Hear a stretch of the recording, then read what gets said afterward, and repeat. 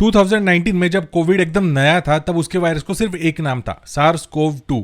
जैसे जैसे वो दुनिया के अलग अलग हिस्सों में फैलने लगा वैसे वैसे उसमें म्यूटेशंस आना शुरू हो गए और उसके नए नए रूप दुनिया के सामने आना शुरू हो गए।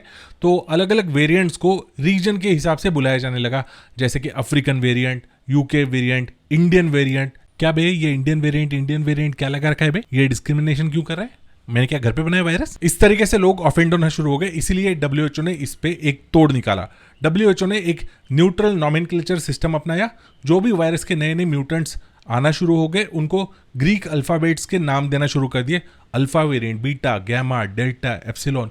वैसे ही अभी ये रिसेंटली आया ओमिक्रॉन। अगर आप ये चार्ट देख पाओगे तो आप नोटिस करोगे ये ओमिक्रॉन से पहले ये 2 लेटर्स है ना, ये कहाँ गए? इनके तो वेरिएंट्स दिखाई नहीं दे रहे। ये 2 अल्फाबेट्स है ना, ये डब्ल्यूएचओ ने इंटेंशनली अवॉइड कर दिए। न्यू, ये अल्फाबेट न्यू इस वर्ड के साथ रिजेंबल कर रहा था, यानी कि एक पॉसिबिलिटी थी कि पब्लिक कहीं मिसअंडरस्टैंड ना कर जाए कि कोई न्यू वायरस, एक नया पैंडेमिक, फिर से लॉकडाउन, नई टेंशन, जिसके वजह से ग्लोबल पैनिक हो सकता था। इसलिए इंटेंशनली ये अल्फाबेट अवॉइड किया गया।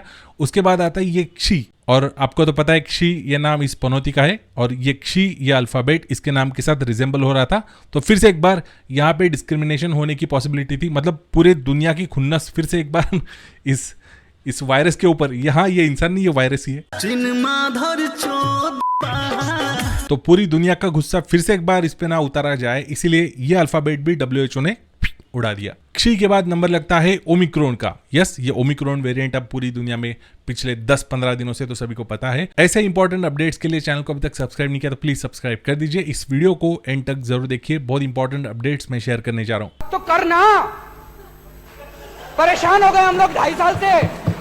साउथ अफ्रीकन साइंटिस्ट लोगों को यार मानना पड़ेगा। एक तो उन्होंने टाइम पे इस ओमिक्रॉन के बारे में डब्ल्यूएचओ को अलर्ट किया, और इस न्यूज़पेपर की माने तो इन दिनों साउथ अफ्रीकन साइंटिस्ट, वहाँ के हेल्थ बॉडीज, वहाँ के पोल्यूशन रेगुलेटरी अथॉरिटीज, जो 2-3 सिटीज है ना जहाँ से ये आउटब्रेक शुरू हुआ ओमिक्रॉन का, वहाँ के सीवेज वाटर को मॉनिटर कर रही, यानी कि लिटरली गटर के पानी की लेबोरेटरी टेस्टिंग कर रहे।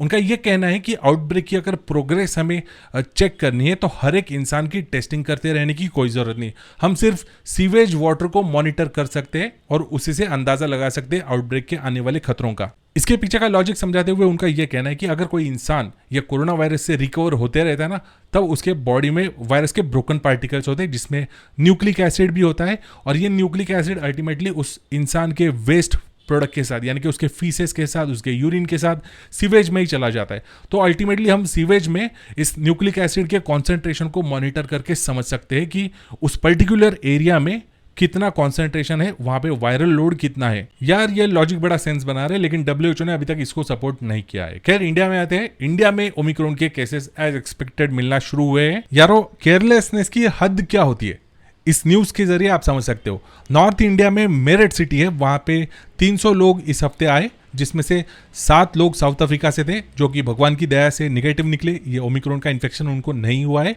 लेकिन 13 लोग ऐसे हैं जिनकी टेस्टिंग बाकी है और जो मिसिंग है, जिन्होंने अपने नंबर्स, अपना एड्रेस, सब कुछ फेक एंटर कर दिया है।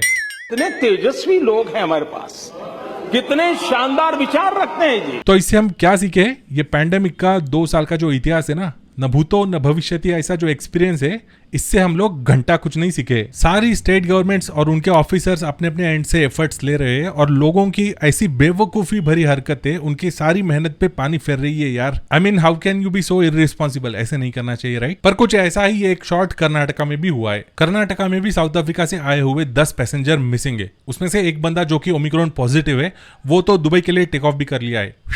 अरे शर्म करो, कुछ अच्छा काम करो, अच्छे वीडियो बनाओ। कुछ भी सीरियसनेस नहीं रहा लोगों में, और इसका मेन रीजन है ये पॉलिटिशियंस, जो कि एकदम टॉप की पोजीशन पे है, बड़े इन्फ्लुएंसर है देश के। महाराष्ट्र के बीड जिले के जो एक्स एमएलए ना, उनके बेटे की शादी देखो। बाय द वे ये एक्स एमएलए प्रोफेसर है। व्यासपीठावर पुढारी होते, प्रशासकीय अधिकारी होते, मोठ्या दिमतीत हे सगळे बसले होते, मात्र कोणाच्याही चेहऱ्यावर मास्क लावलेला नव्हता। पढ़े लिखे गवार इंसान भी ऐसी हरकतें करने लगे तो कैसे चलेगा भाई? कम ऑन यार। मतलब अपने देश के सबसे बड़े सोशल मीडिया इन्फ्लुएंसर्स, अपने पॉलिटिशियंस, जिनको देख के जनता फॉलो करती है यार, अगर वही ऐसे इररिस्पॉन्सिबल बिहेव करने लगे तो लोगों से क्या एक्सपेक्टेशंस अपन रखेंगे कि मास्क पहनो, प्रोटोकॉल्स फॉलो करो, राइट? कोरोना प्रोटोकॉल्स तो बस एक दिखावा है, बाकी ऑफ पेपर जो करना है वो लोग करते ही है। और इस सारे प्रॉब्लम की जड़ अपने प्राइम मिनिस्टर है।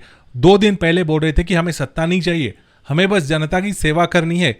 2 दिन बाद ही पब्लिक इकट्ठा करके नेतागिरी शुरू कर दिए। आप सभी इतनी बड़ी संख्या में हमें आशीर्वाद देने आए हैं। इस भीड़ को देख के आसानी से कोई भी बता पाएगा कि ओमिक्रॉन का इन्फेक्शन कितने तेजी से और कितने इजीली फैल सकता है। अब देखने वाली और सोचने वाली बात यह है कि ये ओमिक्रॉन का इन्फेक्शन जनता के लिए अच्छा साबित होगा या फिर से एक बार सेकेंड वेव का पूरा साइकिल रिपीट होने वाला है। अपने हाथ में क्या है, prevention is better than cure. Mask पहनो, सोशल डिस्टेंसिंग रखो, क्राउडेड प्लेसेस में मत जाओ यार।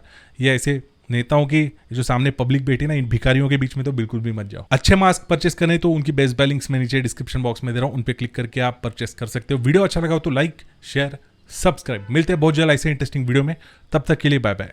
जब तक हम कह रहे थे करो करो करो करो तो कह रहे थे तुम करो, आज हमने कर दिया तो कह रहे हम करेंगे, तो करो ना भाई, क्यों नहीं कर रहे?